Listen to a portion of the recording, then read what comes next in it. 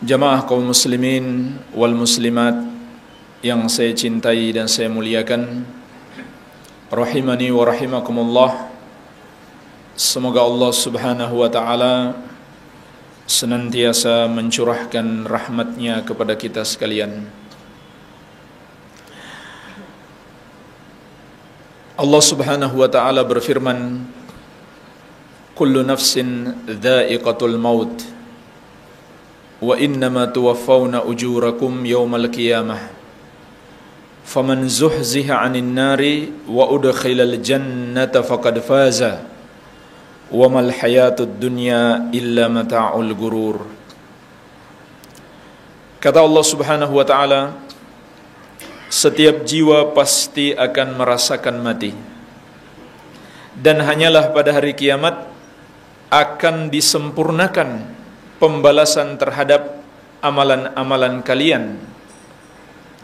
Maka siapa yang dibebaskan dari api neraka dan dimasukkan ke dalam surga, sungguh dialah orang yang sukses, dialah orang yang beruntung. Dan tidaklah kehidupan dunia ini kecuali kesenangan yang menipu. Jamaah sekalian, di dalam ayat yang mulia ini Allah subhanahu wa ta'ala mengabarkan kepada kita akan hakikat kehidupan dunia dan kehidupan akhirat. Bahwasannya di dunia ini adalah tempat kita untuk menanam, dan di akhirat tempat kita memetik hasil apa yang telah kita tanam, dan akan disempurnakan pembalasannya. Kemudian Allah mengingatkan kita hakikat kesuksesan. Siapakah orang yang sukses itu? Siapakah orang yang beruntung itu? Dialah orang yang sukses di negeri akhirat. Kemudian Allah subhanahu wa ta'ala memperingatkan kita, kehidupan dunia ini hanyalah kesenangan yang menipu. Agar kita tidak terlena, agar kita tidak terpedaya dengan berbagai macam kenikmatan dan kemewahan dunia yang Allah berikan kepada kita. Kemudian kita lupa dengan kesuksesan kita yang sebenarnya yang harus kita gapai, yaitu di negeri akhirat.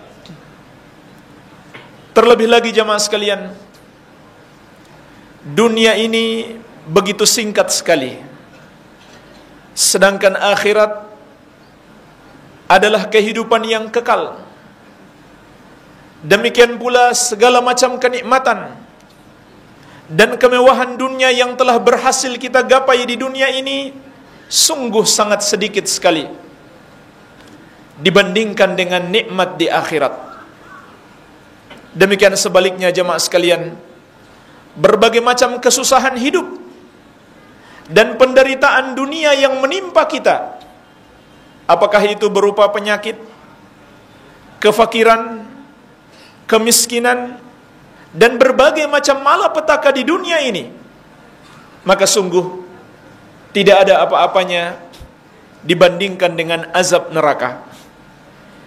Dalam hadis yang diriwayatkan Imam Muslim dari sahabat yang mulia Anas bin Malik radhiyallahu anhu, Rasulullah sallallahu alaihi wasallam menceritakan tentang orang yang paling nikmat hidupnya ketika di dunia dan orang yang paling sengsara hidupnya ketika di dunia, bagaimana nasib mereka di akhirat kelak.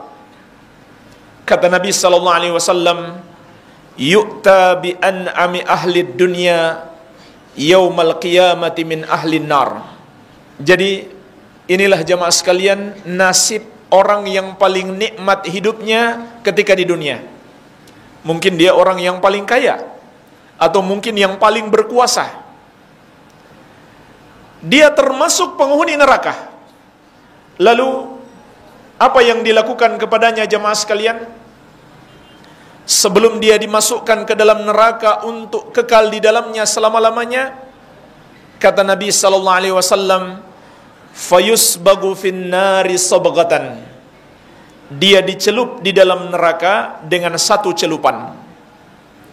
Artinya dimasukkan sebentar, kemudian dikeluarkan kembali. Untuk apa jemaah sekalian? Untuk sekedar ditanyakan kepadanya dan disaksikan oleh seluruh makhluk. Apa yang ditanyakan kepadanya jemaah sekalian? Ya bani Adam, hal ra'aita khairan qat? Hal marra bika na'imun qat? Wahai anak Adam, pernahkah engkau merasakan kebaikan hidup ketika di dunia? Pernahkah engkau merasakan satu nikmat saja ketika di dunia? Apa jawabnya jemaah sekalian? Qala wallahi ya Rabbi la. Qala la wallahi ya Rabb. Dia mengatakan, tidak demi Allah wahai Rabbku. Perhatikanlah jemaah sekalian, apa jawabannya? Dia katakan tidak, bahkan dia bersumpah, tidak pernah saya merasakan nikmat sedikit pun. Padahal dia adalah orang yang paling nikmat hidupnya ketika di dunia. Kenapa jemaah sekalian dia menjawab tidak pernah merasakan nikmat di dunia? Karena dia sudah lupa. Dia sudah lupa dengan segala macam kenikmatan di dunia. Apa yang membuat dia lupa jemaah sekalian? Karena dia dimasukkan ke dalam neraka sekejap saja. Setelah dikeluarkan dari neraka, kemudian ditanyakan kepadanya, pernahkah engkau rasakan nikmat hidup di dunia? Dia katakan tidak. Bukan dia berdusta, tapi dia lupa. Artinya jemaah sekalian, sekejap berada di neraka sanggup membuat orang yang paling nikmat hidupnya ketika di dunia ini lupa dengan segala kenikmatan tersebut. Jadi jangan main-main jemaah sekalian dengan azab neraka.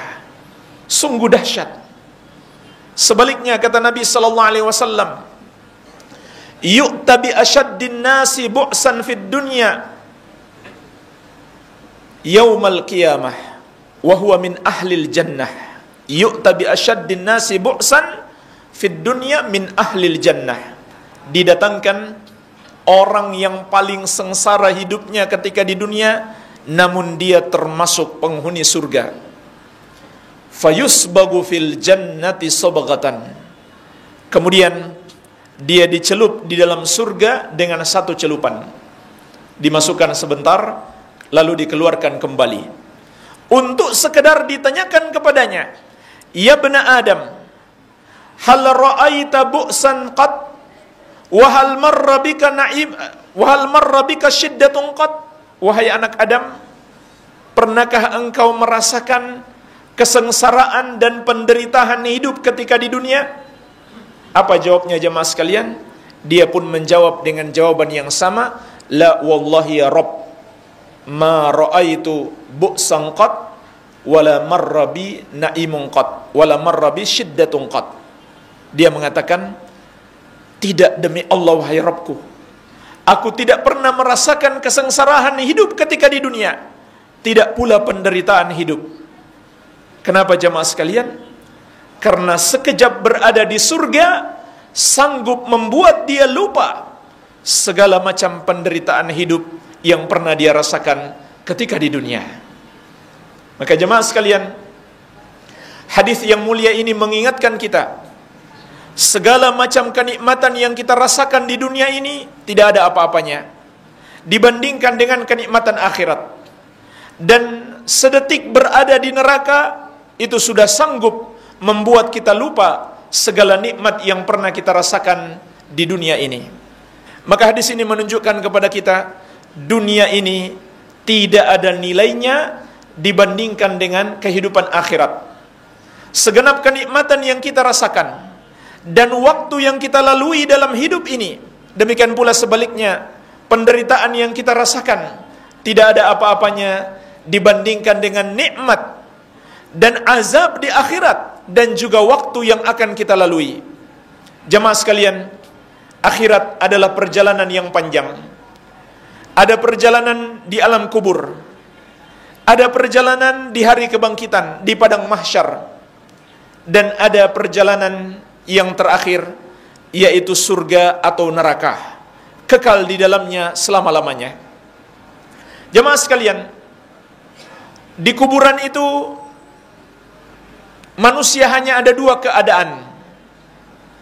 Apakah bahagia atau sengsara?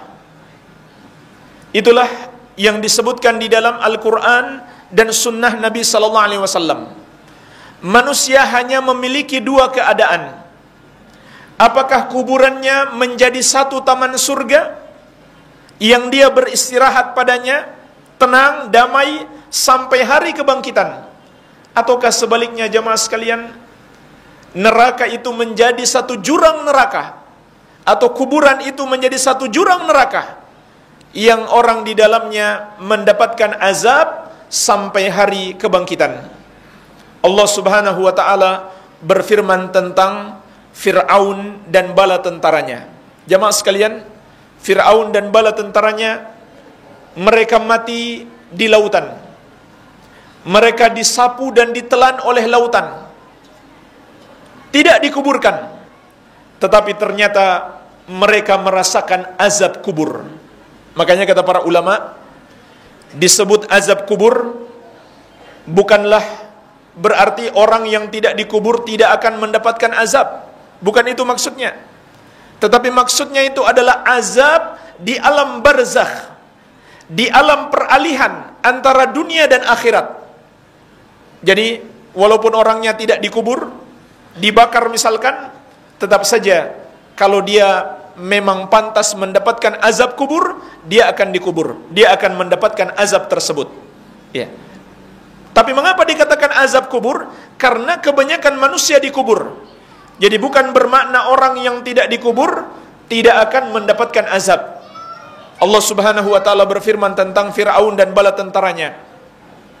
An-naru yu'raduna 'alaiha guduwa wa 'ashiyya wa yawma taqumu sa'ah adkhilu ala fir'auna asyaddal azab. Kata Allah, api dibakarkan kepada mereka pada pagi dan petang hari.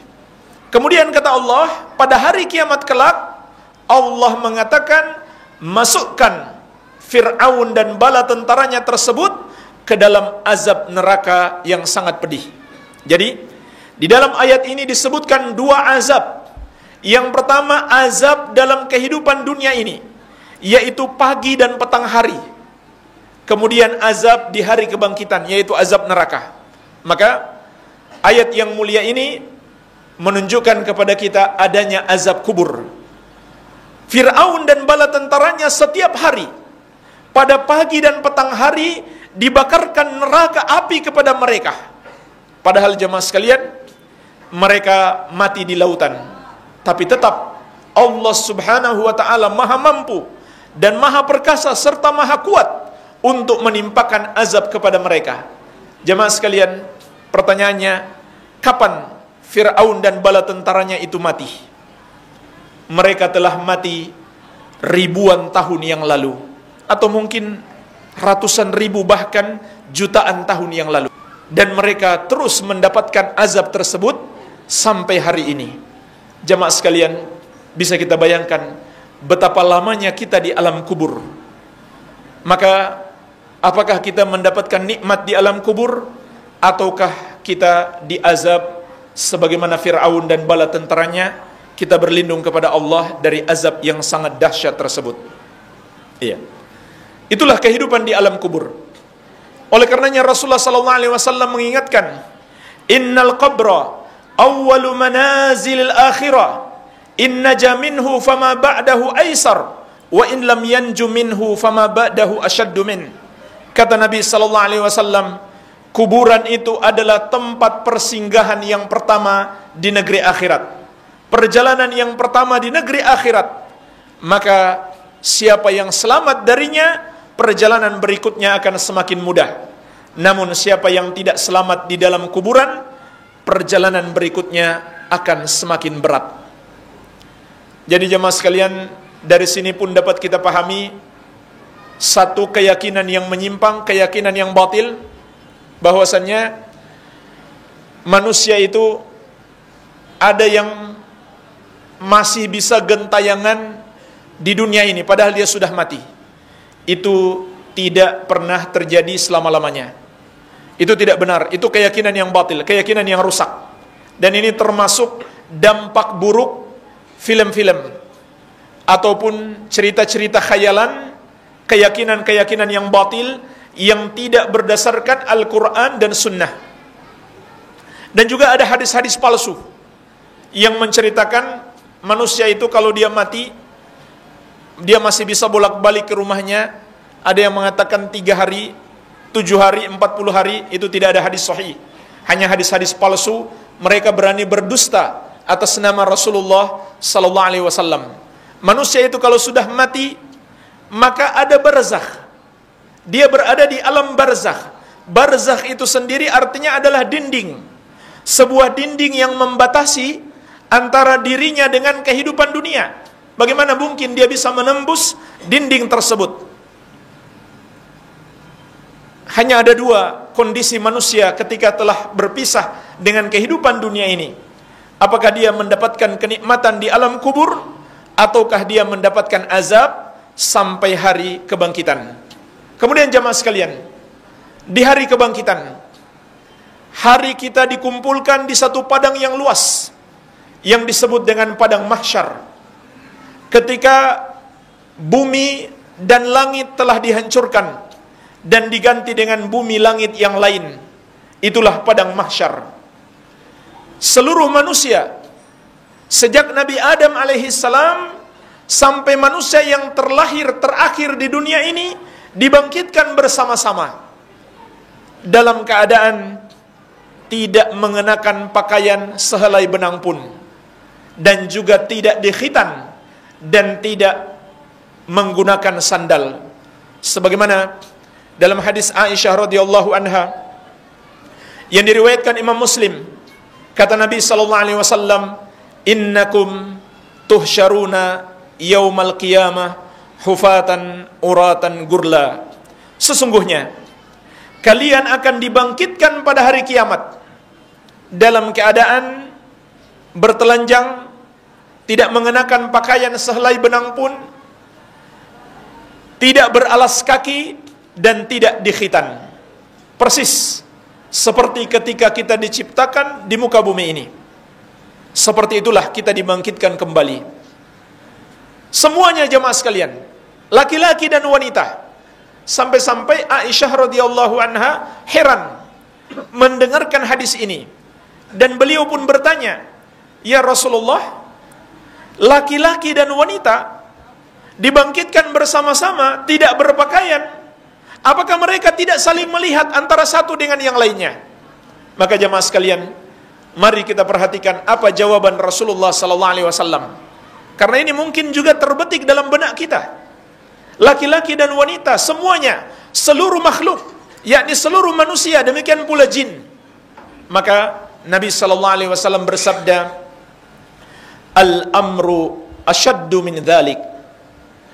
Urusan yang mereka hadapi, yaitu pengadilan Allah, penghitungan amalan baik dan amalan buruk yang mereka kerjakan di muka bumi, itu lebih dahsyat dari sekedar untuk saling melihat antara satu dengan yang lainnya.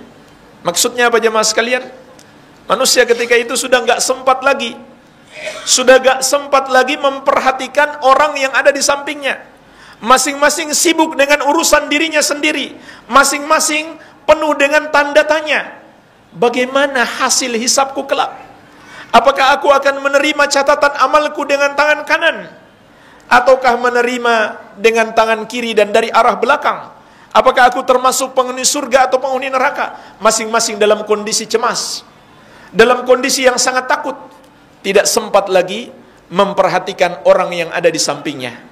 Artinya jemaah sekalian, kita bisa bayangkan betapa dahsyat rasa takut manusia di hari tersebut. Sampai-sampai Allah mengatakan dalam surat Al-Ma'arij, "Yubassarunahum yawaddul mujrimu law yaftadi min adzabi yaumi idzin bibanih wa sahibatihi wa akhihi wa fasilatihi allati tu'wih wa man fil ardi jami'an thumma yunji." Di hari kiamat kata Allah, mereka dibuat saling mengenal antara satu dengan yang lainnya. Kemudian kata Allah, seorang pendosa itu Dia berkeinginan andai saja dia bisa selamat dari azab Allah pada hari tersebut dengan menjadikan anaknya sebagai tumbal. Jamaah sekalian, inilah rasa takut yang sangat dahsyat. Orang yang sudah yakin ketika itu dia termasuk penghuni neraka, kemudian dia sudah melihat dahsyatnya azab neraka, hilang semua rasa keberaniannya ketika di dunia. Tidak ada lagi keberaniannya. Yang dulu di dunia dia begitu menyayangi anaknya, bahkan dia rela berkorban untuk anaknya, dia rela mati sekalipun demi membela anaknya. Tetapi jamaah sekalian, di hari kiamat dia pingin kalau bisa anaknya masuk neraka untuk menggantikan dia. Yawaddul mujrimu law yaftadi min adzabi yawma idzin bi banih wa sahibatihi wa akhihi. Bahkan dia juga pingin istrinya dan saudaranya menggantikan dia di neraka agar dia selamat. Wa fasilatihi allati tuwi, demikian pula sukunya, golongannya, kelompoknya, gengnya yang dulu membelanya ketika di dunia. Dia pingin kalau bisa mereka semuanya masuk neraka biar dia selamat. Wa man fil ardi jami'an thumma yunjih. Bahkan dia pingin kalau bisa seluruh manusia di muka bumi ini masuk neraka semuanya, tidak ada masalah, yang penting dia selamat. Demikian jamaah sekalian, gambaran rasa takut seseorang ketika di neraka. Na'udzubillah, kita berlindung kepada Allah. Tapi sekarang kita belum pembicaraan tentang neraka. Sebelum neraka itu ada padang mahsyar. Padang mahsyar itu ketika manusia dibangkitkan untuk menerima amalan catatan atau catatan amalan mereka, untuk dihisap, dihitung satu persatu perbuatan mereka. Ketika itu jamaah sekalian, matahari didekatkan sejauh 1 mil, sehingga kata Nabi sallallahu alaihi wasallam, manusia pun berkeringat, dan keringat mereka tergantung amal ibadah mereka. Ada yang keringatnya sampai ke kakinya, ada yang sampai di badannya, ada yang sampai ke lehernya, ada yang tenggelam dengan keringatnya sendiri. Dan jemaah sekalian, di situ pun sudah ada azab. Sudah ada azab tersendiri. Disebutkan dalam banyak hadis, di antaranya azab terhadap orang yang menahan zakat. Kata Nabi sallallahu alaihi wasallam, "Fayuhma 'alaiha fi nari jahannam, fayukbiha jambuhu wa jabinuhu wa dhahruhu. Kullama baradat u'idat fi yaumin kana miqdaruhu 50 alfa sanah." Orang yang menahan zakat, tidak mengeluarkan zakatnya ini, pada hari kebangkitan dia akan diazab. Ini belum di neraka jamaah sekalian, masih di hari kebangkitan, di padang mahsyar. Berapa lama dia diazab? Kata Nabi sallallahu alaihi wasallam, sebuah setrika besar dipanaskan di neraka jahanam, kemudian disetrikakan kepadanya pada punggungnya, pada dahinya, dan juga pada pinggangnya. Yang pasti kata Allah, sebagaimana dalam surat Al-Ma'arij, ta'ruju ilaihi al-malaikatu warruhu fi yaumin kana miqdaruhu 50 alfa sanah. Hari itu kata Allah Subhanahu wa taala, naik kepadanya malaikat dan juga malaikat Jibril yang satu hari sama dengan 50.000 tahun di dunia. Setelah itu apa? Setelah padang mahsyar, barulah surga atau neraka. Maka jemaah sekalian, benar-benar kita membutuhkan perbekalan yang mencukupi kita di dalam perjalanan yang sangat panjang tersebut. Perjalanan di alam kubur, perjalanan di alam mahsyar, sampai kita tiba di tempat tujuan, yaitu surga ataupun neraka. Ketahuilah jemaah sekalian, bekal yang paling penting, bekal yang paling utama untuk kita bawa menghadapi kehidupan di negeri akhirat, untuk perjalanan yang panjang di negeri akhirat, adalah mentauhidkan Allah Subhanahu wa ta'ala, memurnikan ibadah hanya kepadanya, dan tidak mempersekutukannya dengan sesuatu apapun. Inilah bekal yang terbaik. Bahkan bekal ini adalah jaminan keselamatan. Barang siapa yang mati membawanya, dia pasti selamat. Barang siapa yang tidak membawanya, meskipun dia membawa bekal-bekal yang lain, maka dia tidak mungkin selamat. Dia tidak mungkin selamat. Andaikan seseorang melakukan sholat, puasa, berzakat, dia juga banyak bersedekah, tapi dia tidak mentauhidkan Allah, dia masih menyekutukan Allah, atau melakukan kekufuran kepadanya, maka dia tidak mungkin selamat. Rasulullah sallallahu alaihi wasallam bersabda, "Wa haqqul ibadi 'ala Allah alla yu'adziba man la yusyriku bihi syai'an." Dalam hadis yang diriwayatkan Al-Bukhari dan Muslim dari Muadz bin Jabal radhiyallahu anhu, kata Nabi sallallahu alaihi wasallam, "Wa haqqullahi 'alal ibadi ay ya'buduhu wa la yusyriku bihi syai'an wa haqqul ibadi 'ala Allah alla yu'adziba man la yusyriku bihi syai'an." Kata Nabi sallallahu alaihi wasallam, hak Allah atas hamba, hamba tidak boleh beribadah kecuali hanya kepadanya dan tidak menyekutukannya dengan sesuatu apapun. Sedangkan hak hamba atas Allah, Allah tidak akan mengazab orang yang tidak menyekutukannya dengan sesuatu apapun. Oleh karenanya jamaah sekalian, Allah mengingatkan kita, dosa kesyirikan adalah dosa terbesar yang Allah tidak berkenan mengampuni pelakunya.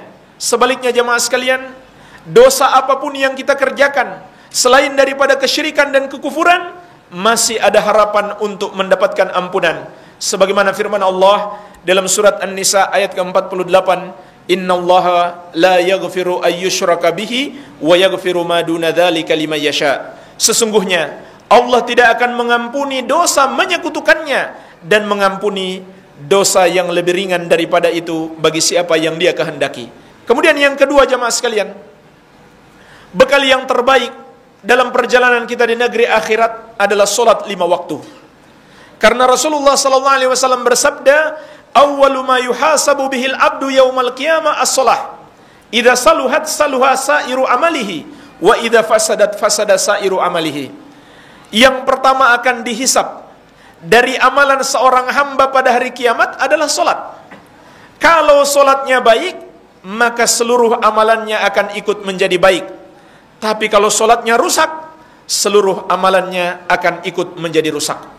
Karena solat 5 waktu itu adalah termasuk kunci penentu yang akan menyelamatkan kita dari azab Allah subhanahu wa ta'ala.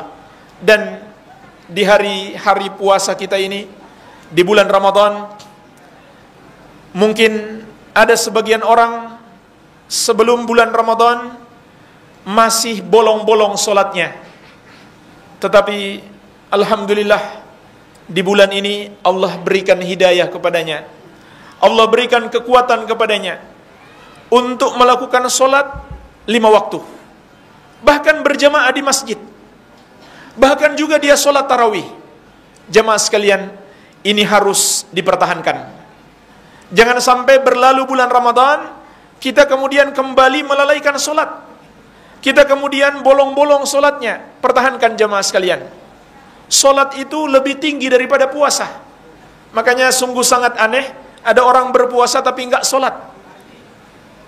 Solat itu lebih tinggi kedudukannya daripada puasa. Kalau puasa itu, orang sakit masih diberi keringanan untuk tidak puasa, tapi dia harus qadha. Demikian pula musafir, orang yang dalam perjalanan jauh, dia diberikan keringanan untuk tidak puasa, tapi dia harus qadha nanti setelah bulan Ramadan. Sebagaimana firman Allah, "Faman kana minkum maridun aw ala safarin fa iddatun min ayyamin ukhra." Siapa di antara kalian yang sakit atau melakukan perjalanan jauh, kemudian dia berbuka puasa, hendaklah dia ganti setelah bulan Ramadan di hari-hari yang lain selain daripada hari-hari yang diharamkan untuk berpuasa. Tapi jamaah sekalian, untuk sholat itu tidak ada keringanan. Orang sakit mau mati sekalipun, selama akalnya masih sehat, dia wajib sholat. Tapi Allah berikan keringanan. Nggak mampu sholat berdiri, maka duduk. Duduk pun tidak mampu berbaring. Iya. Apalagi orang sehat. Orang yang dalam perjalanan atau bahkan dalam peperangan sekalipun, wajib untuk tetap melakukan sholat. Tapi Allah berikan keringanan. Musafir itu sholat yang 4 rakaat boleh dia kerjakan menjadi 2 rakaat saja. Ya. Dan juga boleh dijamak. Zuhur dijamak dengan asar, maghrib dijamak dengan isya. Tapi puasa boleh ditinggalkan bagi orang yang sedang safar. Sedangkan sholat tidak ada alasan sama sekali, kecuali wanita haid dan nifas. Ya, wanita haid dan nifas. Dan juga ada pengecualian yang lain bagi laki-laki, boleh untuk tidak sholat di dalam 2 keadaan. Yang pertama, sudah enggak waras. Yang kedua, sudah patut disolatkan. Ya. Ini saja. Selain itu tidak ada alasan untuk meninggalkan solat, karena begitu tingginya kewajiban solat. Rasulullah sallallahu alaihi wasallam bersabda, "Al-ahdu alladhi bainana wa bainahumus shalah, faman tarakaha faqad kafar." Perjanjian antara kami dengan mereka adalah solat. Siapa yang meninggalkannya, maka dia telah kafir.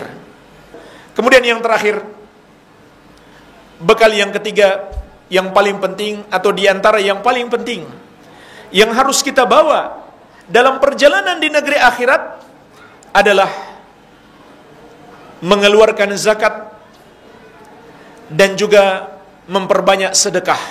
Terlebih lagi kita bersedekah atau membantu saudara-saudara kita yang sangat membutuhkan. Kata sahabat Ibnu Abbas radhiyallahu anhuma, "Kana Rasulullah sallallahu alaihi wasallam ajwadun nas wa ajwadu ma yakunu fi Ramadan." Rasulullah sallallahu alaihi wasallam adalah orang yang paling dermawan, dan beliau akan semakin dermawan di bulan Ramadan. Jadi ini perlu ditingkatkan, baik bersedekah secara umum maupun bersedekah untuk keperluan orang yang berpuasa, untuk makan sahur atau untuk berbuka puasa. Rasulullah sallallahu alaihi wasallam bersabda, "Man fattara sha'iman kana lahu mithlu ajrihi ghairu annahu la yanqusu min ajri sha'imi syai'an." Siapa yang memberikan makanan untuk orang berbuka puasa, maka dia akan mendapatkan pahala sama dengan dia tanpa mengurangi pahala orang yang berpuasa itu sedikit pun. Jadi subhanallah, kalau kita berikan buka puasa kepada 100 orang, maka kita sudah dapat pahala puasa kita sendiri ditambah pahala 100 orang berpuasa, tanpa mengurangi pahala mereka sedikit pun. Maka bersedekah di bulan ini sangat ditekankan. Jamaah sekalian, Rasulullah sallallahu alaihi wasallam bersabda, "Man naffasa an mu'minin kurbatan min kurabid dunya, naffasallahu anhu kurbatan min kurabi yaumil qiyamah." Siapa yang melepaskan satu kesusahan seorang mukmin di dunia ini, maka Allah akan melepaskan darinya satu kesusahan di hari kiamat. Semakin banyak dia membantu orang mukmin yang kesusahan di dunia ini, semakin banyak dia mendapatkan pertolongan Allah di hari kiamat. Bantuan apa saja, umum ini sifatnya. Apakah dengan tenaga kita, dengan jabatan kita, ataupun dengan harta kita. Berikan bantuan kepada orang-orang yang beriman, maka sesungguhnya itu bukan membantu mereka, tetapi membantu diri kita pada hari kiamat kelak. Dan jemaah sekalian, itu bermakna sebaliknya. Siapa yang suka menyusahkan orang-orang yang beriman dalam kehidupan dunia ini, apakah menyusahkan dari segi fisiknya, ataukah menyusahkan dari segi hartanya, maka tunggulah, dia akan disusahkan oleh Allah Subhanahu wa ta'ala kelak pada hari kiamat.